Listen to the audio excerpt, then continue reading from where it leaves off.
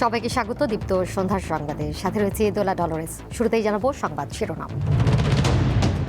2-1 দিনের মধ্যে পদত্যাগ করতে পারেন রাষ্ট্রপতি মোহাম্মদ শাহাবুদ্দিন, বিভিন্ন মহলে আলোচনা।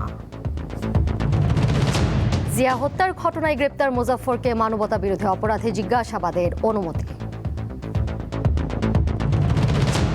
প্রশ্ন ফাঁসের বিচার করতে আদালত গঠন করলেন ভারতের প্রধানমন্ত্রী, অনড় আন্দোলনকারীরা।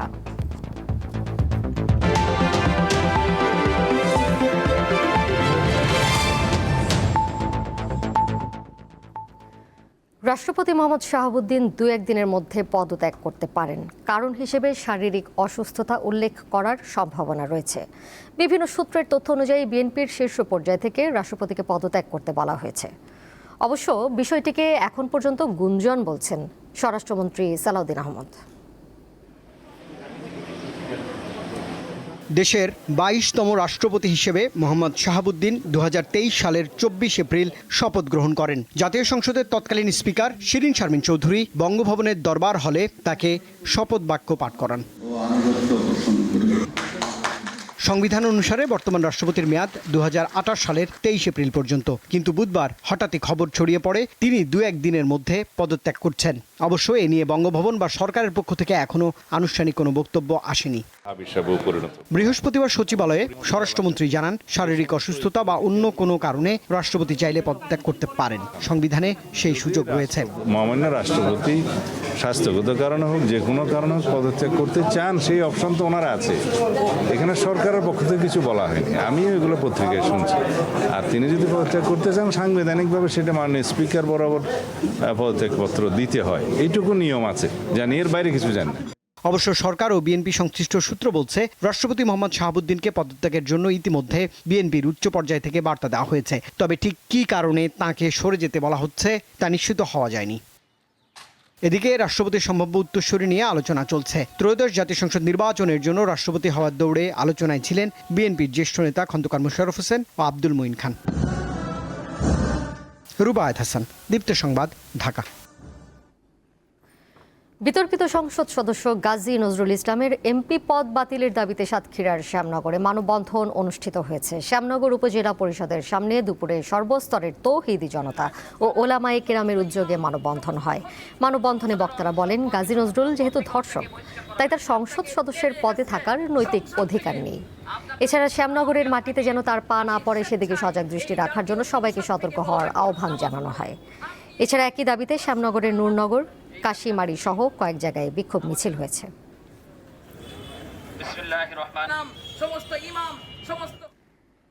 এদিকে সাতক্ষীরা 4 আসনের সংসদ সদস্য গাজী নজরুল ইসলামকে বহিষ্কারের জন্য দলীয় চিঠির ভিত্তিতে নির্বাচন কমিশনের কিছু করার নেই। এ বিষয়ে স্পিকার রেফার করলে বিষয়টি পর্যালোচনা ও শুনানি করে সিদ্ধান্ত নেওয়া হবে বলে জানিয়েছেন নির্বাচন কমিশনার আব্দুর রহমান এল মাসুদ। বৃহস্পতিবার আগারগাঁওয়ে নির্বাচন ভবনের নিজ দপ্তরের সাংবাদিকদের সঙ্গে আলাপকালে এ কথা জানান তিনি। এ সময় সংবিধানের 66 অনুচ্ছেদ অনুযায়ী সংসদ সদস্যের অযোগ্যতার বিষয়ে স্পিকারের রেফারেন্সের কথাও তুলে ধরেন নির্বাচন কমিশনার। সামাজিক যোগাযোগ মাধ্যমে ব্যক্তিগত মুহূর্তের ভিডিও ছড়িয়ে পড়ার কারণে আলোচনায় আসা সাতক্ষীরা 4 আসনের সংসদ সদস্য গাজী নজরুল ইসলামকে দল থেকে বহিষ্কার করেছে জামায়াতে ইসলামী। বিষয়টি নির্বাচন কমিশনে চিঠি দিয়ে জানানো হয়। আর্টিকেল 70 হচ্ছে, পার্টি থেকে যদি পদত্যাগ করে তাহলে ওনার মেম্বারশিপ চলে যাবে। আর আরেকটা হলো, সেটা নির্বাচন কমিশন সিদ্ধান্ত দিতে হবে। পার্লামেন্ট প্রেরণ করবে, নির্বাচন কমিশন এর উপর সিদ্ধান্ত দিতে হবে। আর যদি উনি পার্লামেন্ট থেকে মেম্বারশিপ থেকে পদত্যাগ করেন, তাহলে 67 পদত্যাগ পার্লামেন্ট গ্রহণ করবে, ব্যবস্থা করবে। নির্বাচন কমিশনে আসার কোনো প্রশ্ন ওঠে না। সাবেক রাষ্ট্রপতি জিয়াউর রহমান হত্যাকাণ্ডে আটক অবসরপ্রাপ্ত মেজর মুজাফফর হোসেনকে মানবতা বিরোধী অপরাধে গ্রেপ্তার দেখিয়েছে আন্তর্জাতিক অপরাধ ট্রাইব্যুনাল। তাকে 2 দিন জিজ্ঞাসাবাদের অনুমতি দেওয়া হয়েছে।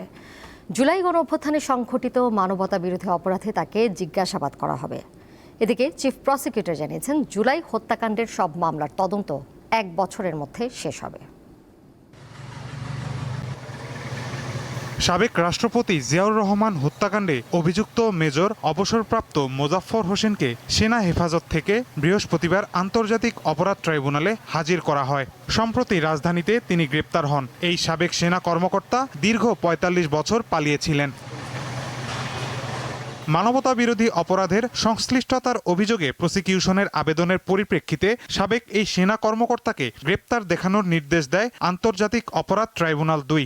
গত জুলাই আন্দোলনে যখন মানবতাবিরোধী অপরাধ সংগঠিত হচ্ছিল সেই সময় মাসুদউদ্দিন চৌধুরী এবং সেই মুজাফফরের মধ্যে অনেকবার কথোপকথন হয়েছে এবং আমরা তথ্য পাচ্ছি যে তিনি এই ফ্যাসিস্ট সরকারের আমলে বহুবার আমাদের পার্শ্ববর্তী দেশে উনি যাতায়াত করেছেন। বাংলাদেশে এসে তিনি আত্মগোপনে থেকে এই মানবতাবিরোধী অপরাধে মাসুদউদ্দিন চৌধুরী সহ সরকারের সাথে তার একটা সংশ্লিষ্টতা ছিল।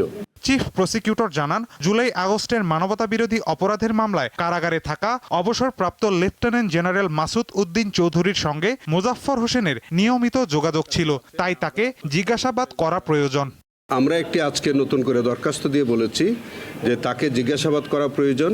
সেই আবেদনের পরিপ্রেক্ষিতে আজকে মাননীয় ট্রাইব্যুনাল তাকে 2 দিন জিজ্ঞাসাবাদের জন্য আমাদেরকে অনুমতি দিয়েছেন। সেই জিজ্ঞাসাবাদের পরে প্রাপ্ত তথ্যের ভিত্তিতে আমাদের প্রয়োজনীয় পরবর্তী কার্যক্রম গ্রহণ করা হবে। এদিকে জুলাই হত্যাকাণ্ডের বিচার দ্রুত নিশ্চিতের দাবিতে ট্রাইব্যুনালের চিফ প্রসিকিউটরের কাছে স্মারকলিপি দিয়েছে 11 দলীয় ঐক্যজোট। সারা বাংলাদেশের একটা গণমানুষের দাবি হচ্ছে যে এই জুলাই আন্দোলনে যারা শহীদ, যারা পঙ্গুত্ব বরণ করেছে সেগুলোর মানবতাবিরোধী বিচারগুলো যাতে অগ্রাধিকার ভিত্তিতে হয়, সেই লক্ষ্য নিয়ে আমরা জুলাই আন্দোলনের শহীদদের বা ওই মামলাগুলোকে আমরা প্রাধান্য দিয়ে আমরা তদন্ত কাজ শেষ করার চেষ্টা করছি। আগামী 1 বছরের মধ্যে আমরা চেষ্টা করছি যে যাতে জুলাইয়ের সম্পর্কিত যে মানবতাবিরোধী অপরাধগুলো হয়েছে সেটা আমরা যে কোনো মূল্যে আমরা ইনভেস্টিগেশন শেষ করব এবং বিচারের সম্মুখীন আমরা করব। মাহিদুর রহমান, দীপ্ত সংবাদ, ঢাকা। 2034 সালের মধ্যে বাংলাদেশকে $1 ট্রিলিয়ন অর্থনীতিতে পরিণত করার লক্ষ্য নিয়ে সরকার কাজ করছে বলে জানিয়েছেন প্রধানমন্ত্রী তারেক রহমান। তিনি বলেন, এই লক্ষ্য অর্জনে নবায়নযোগ্য জ্বালানি, ওষুধ শিল্প, ইলেকট্রনিক্স, ডিজিটাল সেবা, কৃষি পণ্য প্রক্রিয়াজাতকরণ, উন্নত বস্ত্রশিল্প, স্বাস্থ্য সেবা খাতকে বিশেষ অগ্রাধিকার দেওয়া হয়েছে। একই সঙ্গে বাংলাদেশকে একটি বৈশ্বিক উৎপাদন কেন্দ্র হিসেবে গড়ে তোলা, তৈরি পোশাক খাতের বহুমুখীকরণ এবং দক্ষ মানব সম্পদ গড়ে তোলার উপরও জোর দেওয়া হচ্ছে। সকালে বাংলাদেশ চীনমৈত্রী সম্মেলন কেন্দ্রে foreign investors chamber of commerce and industry আয়োজিত আন্তর্জাতিক সম্মেলনে প্রধানমন্ত্রী এসব কথা বলেন। অনুষ্ঠানে দেশি বিদেশি কূটনীতিক, ব্যবসায়ী, বহুজাতিক প্রতিষ্ঠানের শীর্ষ নির্বাহী, উন্নয়ন সহযোগী এবং বিভিন্ন খাতের বিনিয়োগকারীরা উপস্থিত ছিলেন। Bangladesh's future depend not only on attracting investment. বাংলাদেশের ভবিষ্যৎ কেবল বিনিয়োগ আকর্ষণের উপর নির্ভর করে না, বরং তা নির্ভর করে দীর্ঘস্থায়ী ও বিশ্বাসযোগ্য অংশীদারিত্ব গড়ে তোলার উপর।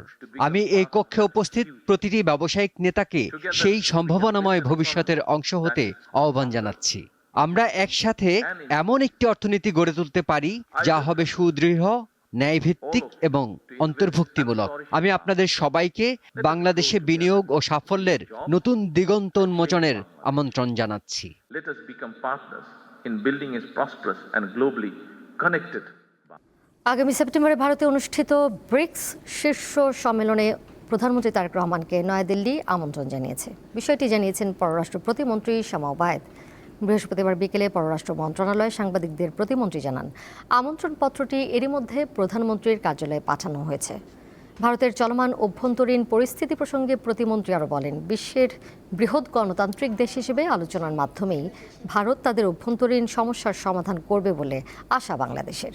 এদিকে মার্কিন যুক্তরাষ্ট্রের দক্ষিণ ও মধ্য এশিয়া বিষয়ক বিশেষ দূত সার্জিও গোরের আসন্ন সফরের মাধ্যমে দুই দেশের সম্পর্কের নতুন দিক উন্মোচিত হবে বলেও মন্তব্য করেন তিনি। বলেন, ইউরোপীয় ইউনিয়ন এবং মধ্যপ্রাচ্য সহ বিভিন্ন দেশের ভিসা প্রক্রিয়া আরও সহজ ও দ্রুত করতে কাজ করছে পররাষ্ট্র মন্ত্রণালয়। বাংলাদেশি ভাইরা যেসব আনুষ্ঠানিক আমন্ত্রণ আমাদের পররাষ্ট্র মন্ত্রণালয়ে এসেছে, আমরা সেটা মাননীয় প্রধানমন্ত্রীর দপ্তরে পাঠিয়েছি। ভারত আরেকটি বিশ্বের বৃহত্তম গণতন্ত্র, সেই গণতান্ত্রিক সরকার হিসেবে তারা তাদের জনগণের অবস্থান দেখবে এবং সমস্যা সমাধানের দিকে দ্রুত গতিতে আগাবে, সেটা আমরা আশা করি। আগামী 28 জুলাই বিশ্ব প্রকৃতি সংরক্ষণ দিবস। প্রাকৃতিক সম্পদ সংরক্ষণ, উদ্ভিদ ও প্রাণী জগতের সুরক্ষা, জীববৈচিত্র্য হ্রাস ও দূষণের মতো পরিবেশগত হুমকি সম্পর্কে সচেতনতা বাড়াতে এই দিনটি পালন করা হয়। বাংলাদেশের প্রাণ প্রকৃতি নিয়ে দীপ্ত সংবাদ ধারাবাহিক প্রতিবেদন প্রচার করছে। আজ থাকছে অবৈধভাবে পাহাড় কাটা নিয়ে প্রতিবেদন।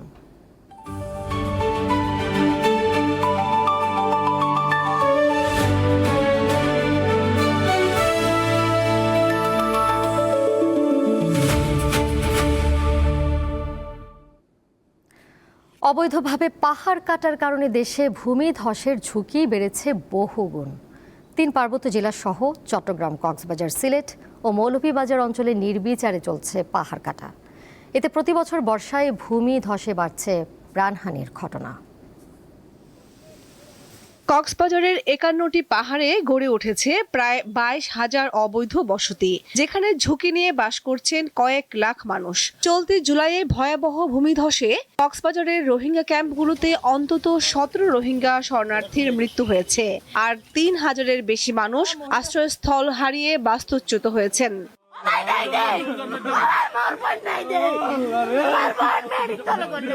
হঠাৎ করে অনেক একটা বড় আওয়াজ আছে, ওইটা শুনে বাসা থেকে বের হয়ে দেখলাম আমাদের পাশে যে বাসা আছে, উনি আমার ভাবি হয়, দেখলাম ওনাদের বাসার এই যে পাকঘরটা আছে ওইখানে হঠাৎ করে পিছনে পাহাড়টা এসে পুরো ঝাঁপিয়ে গেছে। পাহাড় ধসে আসার পরে ও পাকঘরে ছিল, পাকঘর থেকে আসতে পারে না আর কি, পাহাড় ধসে চলে যাচ্ছে, তখন ও নিচে পড়ে গেছে। গত 18 বছরে ভূমিধসের ঘটনায় মারা গেছেন অন্তত 290 জন। এরপরও থামছে না পাহাড় কেটে ঝুঁকিপূর্ণ বসতি গড়ে তোলার প্রবণতা। বর্তমানে জেলার বিভিন্ন পাহাড়ে প্রায় 3 লাখ মানুষ ঝুঁকি নিয়ে বসবাস করছেন। ভোর 4টা, 4:30টার দিকে শুনতে পাই মিশন পাড়ায় পাহাড় ধসে একই পরিবারের 3 জন মাটি চাপায়। গাছের নিচের মাটিগুলো নরম হওয়ার কারণে আপনার মাটি সহ গাছ একদম চাপা পড়ছে, এদিকে নেমে চলে আসছে। বান্দরবানের 2 পৌরসভা সহ 7 উপজেলায় প্রায় 10,500 মানুষ পাহাড় ধসের ঝুঁকি নিয়ে বসবাস করছেন। তাদের 1/3 অতি মাত্রায় ঝুঁকিতে রয়েছেন।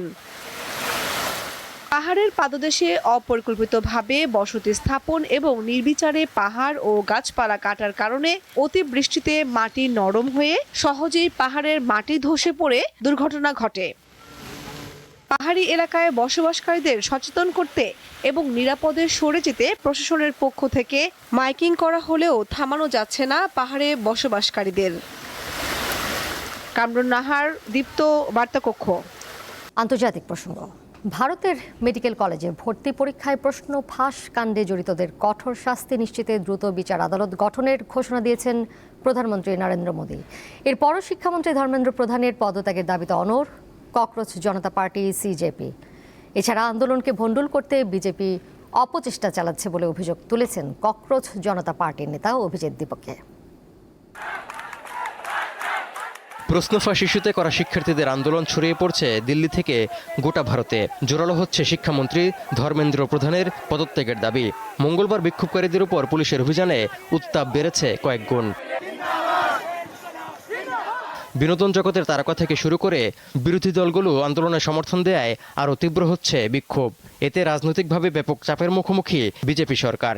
এ অবস্থায় প্রশ্ন ফাঁস কাণ্ডে জড়িতদের কঠোর শাস্তি নিশ্চিতে দ্রুত বিচার আদালত গঠনের ঘোষণা দিয়েছেন প্রধানমন্ত্রী নরেন্দ্র মোদী। বৃহস্পতিবার সকালে প্রধানমন্ত্রীর দেয়া এমন আশ্বাসেও কমছে না উত্তেজনার পারদ। শিক্ষামন্ত্রীর পদত্যাগের দাবিতে অনড় থাকার হুঁশিয়ারি দিয়েছে ককরোচ জনতা পার্টি সিজেপি। এছাড়া শিক্ষা ব্যবস্থা ধ্বংসের মাধ্যমে নরেন্দ্র মোদী তরুণদের ভবিষ্যৎ সবচেয়ে বেশি নষ্ট করছেন বলে অভিযোগ তুলেছেন কংগ্রেস নেতা রাহুল গান্ধী। এদিকে বৃহস্পতিবার সকাল থেকে দিল্লির যন্তর মন্তরে বিক্ষোভকারীদের সংখ্যা ক্রমেই বাড়ছে। এমনকি এলাকাটিতে গতরাতে পুলিশের সঙ্গে আন্দোলনকারীদের সংঘর্ষের অভিযোগ উঠেছে। এতে বেশ কয়েকজন পুলিশ সদস্য আহত হওয়ার খবর পাওয়া গেছে। এরপর অনেক এলাকায় মোবাইল সহ সব ধরনের ইন্টারনেট সেবা বন্ধ করে দিয়েছে সরকার। এমন পরিস্থিতিতে বিজেপি শিক্ষার্থীদের আন্দোলন ভেস্তে যাওয়ার চেষ্টা করছে বলে অভিযোগ তুলেছেন সিজেপি নেতা অভিজিৎ দীপকে। जानबूझकर लोगों को उकसाने। আন্দোলন যেই জোরদার হতে শুরু করেছে, বিজেপি বাইরে থেকে গুন্ডা পাঠিয়ে বিক্ষোভকে বানচাল করার চেষ্টা করছে। বিজেপির লোকেরাই পুলিশের ওপর পাথর ছুঁড়েছে, তারপরে সিজেপির ওপর দায় চাপাচ্ছে। এদিকে উত্তেজনা বাড়তে থাকায় বৃহস্পতিবার সকাল থেকে বন্ধ রয়েছে দিল্লির 16টি মেট্রো স্টেশন। তৌহিদুর রহমান, দীপ্ত, বার্তাকক্ষ। খেলার খবর। দ্বিতীয়বারের মতো এশিয়ান গেমসে অংশ নেবে বাংলাদেশ নারী ফুটবল দল। তারা পড়েছে বি গ্রুপে। আগামী 19 সেপ্টেম্বর জাপানের আইচি নাগোয়া শহরে শুরু হবে এশিয়ান গেমসের 20তম আসর। সেখানে দ্বিতীয়বারের মতো অংশ নেবে বাংলাদেশ নারী ফুটবল দল। আজ নাগোয়া শহরে অনুষ্ঠিত হলো এশিয়ান গেমসে নারী ফুটবল ইভেন্টের ড্র, যেখানে বি গ্রুপে বাংলাদেশ দলের প্রতিপক্ষ দক্ষিণ কোরিয়া, উত্তর কোরিয়া ও মিয়ানমার। এশিয়ান গেমসে এর আগে মাত্র একবার খেলেছে বাংলাদেশের মেয়েরা। 2022 সালে চীনের হাংজুতে অনুষ্ঠিত আসরে গ্রুপ পর্বে 3 ম্যাচে 1 ড্র ও 2 হারে বিদায় নিতে হয় লাল সবুজের প্রতিনিধিদের।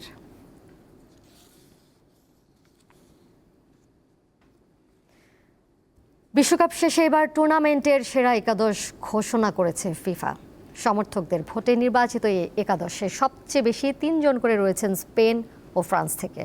রানার্স আপ আর্জেন্টিনা থেকে আছেন 2 জন। এছাড়া ইংল্যান্ড, নরওয়ে, কেপ ভার্দের 1 জন করে ফুটবলার জায়গা পেয়েছেন। তবে স্পেনের লামিন ইয়ামাল এবং ব্রাজিলের কেউ নেই একাদশে। গোলরক্ষক হিসেবে আছেন কেপ ভার্দের ভোজিনিয়া। রক্ষণ ভাগে জায়গা পেয়েছেন স্পেনের মার্ক কুকুরেয়া ও পেদ্রো পোরো, আর্জেন্টিনার লিসান্দ্রো মার্টিনেজ এবং ফ্রান্সের দায়ো উপামেকানো। মাঝমাঠে আছেন স্পেনের রদ্রি, ফ্রান্সের মাইকেল অলিসে এবং ইংল্যান্ডের জুড বেলিংহ্যাম। আক্রমণ ভাগে জায়গা পেয়েছেন আর্জেন্টিনার লিওনেল মেসি, ফ্রান্সের কিলিয়ান এমবাপ্পে এবং নরওয়ের আর্লিং হাল্যান্ড।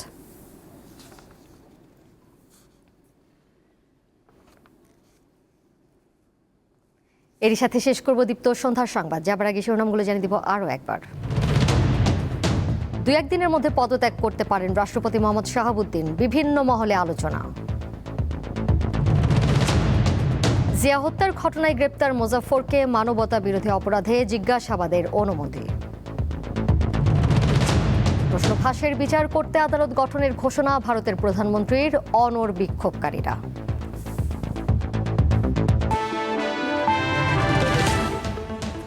এই ছিল এখনকার মতো। পরের সংবাদ দেখবেন রাত 11টায়। এছাড়াও আরও তথ্য এবং বিনোদনের নানা খবরাখবর জানতে যুক্ত থাকুন দীপ্ত ডিজিটাল প্ল্যাটফর্মে। সবাইকে ধন্যবাদ এতক্ষণ সাথে থাকার জন্য।